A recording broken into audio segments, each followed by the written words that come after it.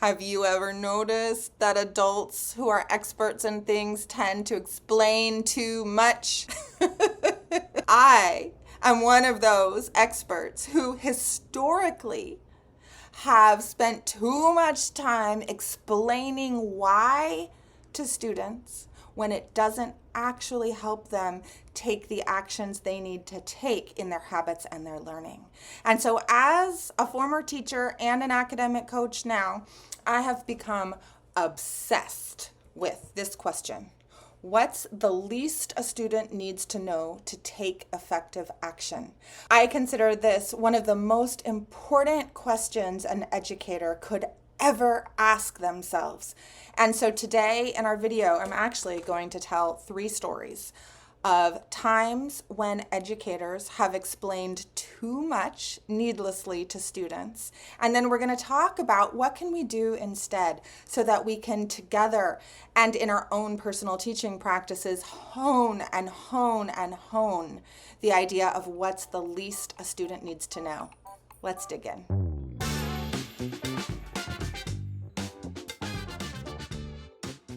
Okay, story number 1. The tales of my personal trainer and homework help from my father. There is a link between the two. So if you've been following me for a little bit, you know that I've been wearing braces and that I actually have a major jaw joint replacement surgery coming up in May of 2024. This has meant that I go to a lot of medical practitioners. I have my orthodontist, I have my surgeon, I have my myofunctional therapist, I have my personal trainer, I have my physical therapist, and my osteopath. It's a little much. And each one of these experts wants to tell me what's going on, why it's going on, and what I need to do. Okay, I do want to hear what I need to do. And I even want to hear what's happening and why. But I am so filled up with blah, blah, blah, blah, blah facts that nobody has even asked me if I want to know, that I'm actually at my wit's end. And so I went into my personal trainer the other day, and I love him. His name is Eddie. And I said, Eddie, you like to tell me why I need to do certain exercises. And actually, I just had too long of a conversation with a doctor who forced some information on me that actually I didn't really want to know. And so I need to let you know that I don't have tolerance for this anymore. And we need to figure out what I can say if I'm feeling a little resentful or that I don't want to hear it. And he came up with an amazing solution that I'm going to save for the end of the video. And it's brought so much fun and so much laughter and so much peace to me. And actually, it's even improved our relationship with each other. And I can't wait to tell you. And it's a solution that I wish that I had had long ago when I was 14 and doing algebra homework with my father, who is a mathematician and who is passionate about all things numbers, right? And so I would sit down at the table and say, Dad, I need help with this algebra problem.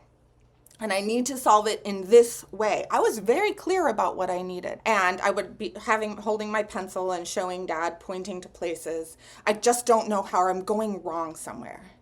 And then Dad would take the pencil out of my hand, which maddened me. And then he would start explaining, like, before we solve the problem, it's helpful to know that there are 3 different approaches to blah, blah, blah, blah, blah. And you can imagine this pissed me off. If only I had the solution that my personal trainer and I had come up with. So these are 2 examples from the world about how experts tend to over-explain.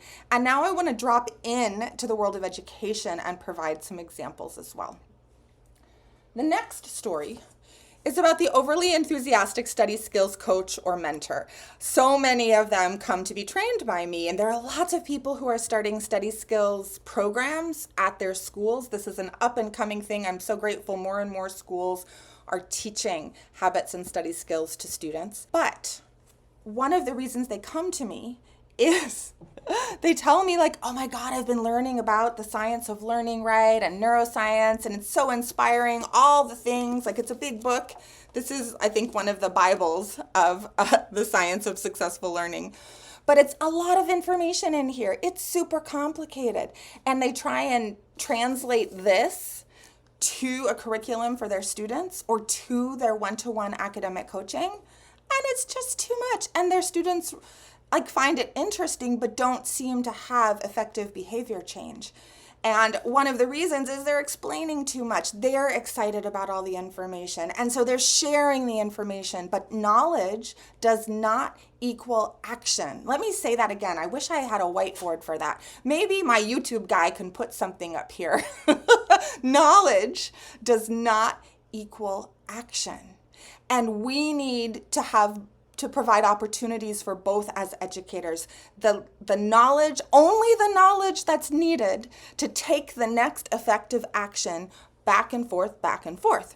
And so one of the reasons that so many educators like to take my training program is I have figured out what is the least students need to know about their brains and how they learn, and how do you teach that in these short little mini lecture formats. And so there are like 6 or 7 kind of complicated ideas from brain science that you can explain pretty simply with pretty simple visuals to students. The study cycle is one of them. I've been talking about that a lot lately. If you're interested to understand more about the study cycle, there's a free resource I have for you, gretchenwegner.com/study, and it will give you more probably than you need to know about how to teach the science of learning to students in a little bite-sized nugget, right?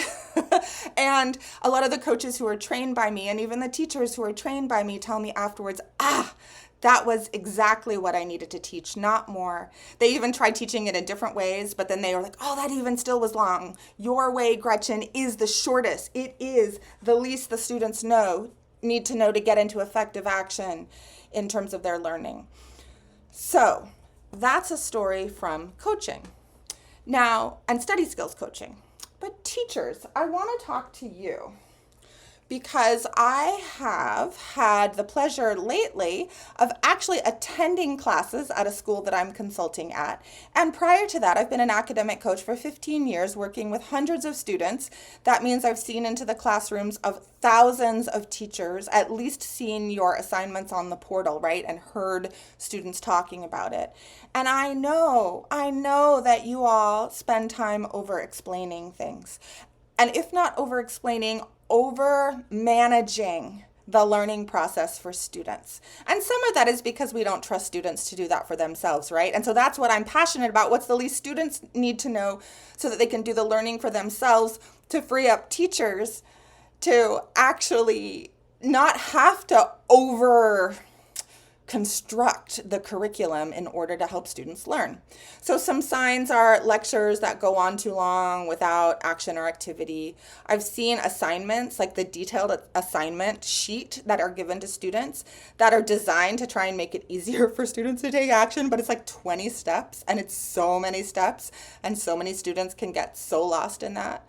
I've also seen super creative but overly complex activities that have so many parts to them, like the teacher is really thinking about how they're moving the student through this cool activity. As a teacher, I taught at middle school, and oh my goodness, the amount of creativity I put into creating a learning experience and creating the right handouts and worksheets and et cetera, it is a lot. And I would venture to say it's actually too much. There are ways in which we are overworking in our own brains, and so we are not actually sharing the intellectual load with our students. Sharing. International gesture for sharing. So in a moment, I want to I have a whiteboard with a few suggestions on it, and I want to tell you just the beautiful solution that my personal trainer and I came up with to help with my own information overload. And first, before we get there, though, I would like to ask you, please like and subscribe to my channel.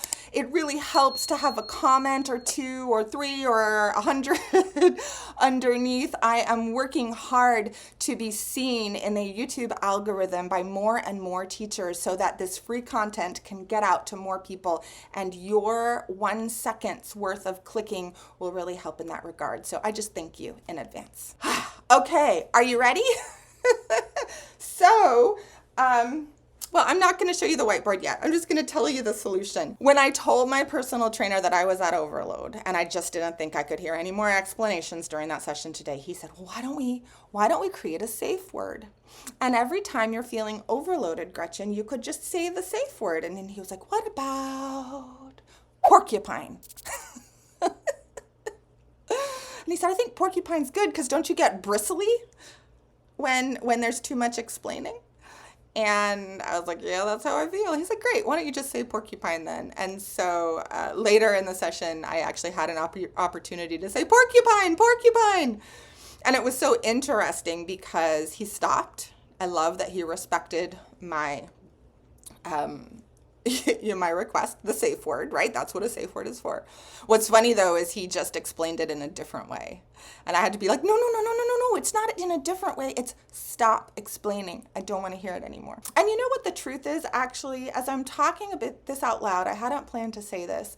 The truth is, I actually don't mind hearing the explanation, but they number one, don't ask if I want to hear it, so I don't get a chance to consent into it.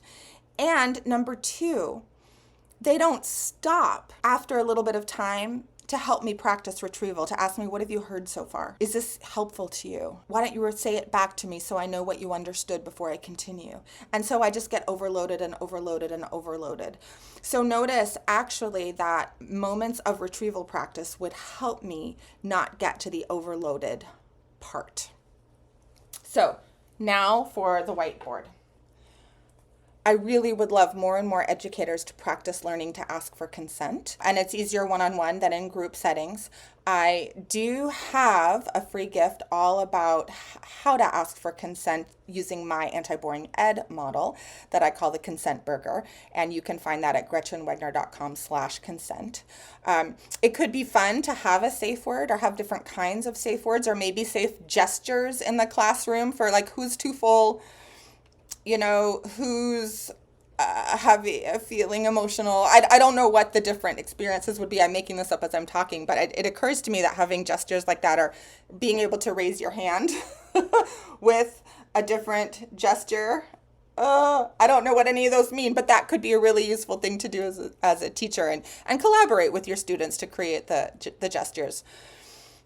You also, those really detailed assignments, oh my God, it would be such a wonderful executive function task for teachers to provide an overarching assignment and then to assign students to read that overarching assignment and give themselves subtasks and break it down into parts themselves and then have the teacher approve, oh yeah, those are the right parts. That would be so helpful because that's what students need work on, right? They don't need the teacher to break big things down into smaller parts. They need to practice their own skills in doing that themselves. It does take more time, though, to do this in the classroom to make space for that, and teachers don't have time. So I recognize there are some tensions. Find other ways to share the intellectual load with students. Notice when you're doing something that maybe you don't need to be doing and just see if you can catch yourself or ask your students to participate in the experiment. Hey, I'm trying to notice areas where I say too much or I do too much or I plan too much, and you all help me. The last part here is incorporate retrieval practice frequently. I really think that helps people from getting too full to have little breaks and to have little breaks where they practice saying out loud what they heard so that they can, what I notice a retrieval practice break brings is a moment to actually have some self-esteem, to be like, oh, I really get that I know some stuff, so I can relax and continue listening now. Other students might have a different experience with it, but that's my experience. So, porcupine. You might be telling me porcupine right now. Gretchen, stop talking. And so I will. Let me know if you have any questions or any ahas as a result of this video down below, and I'll see you next time. Bye.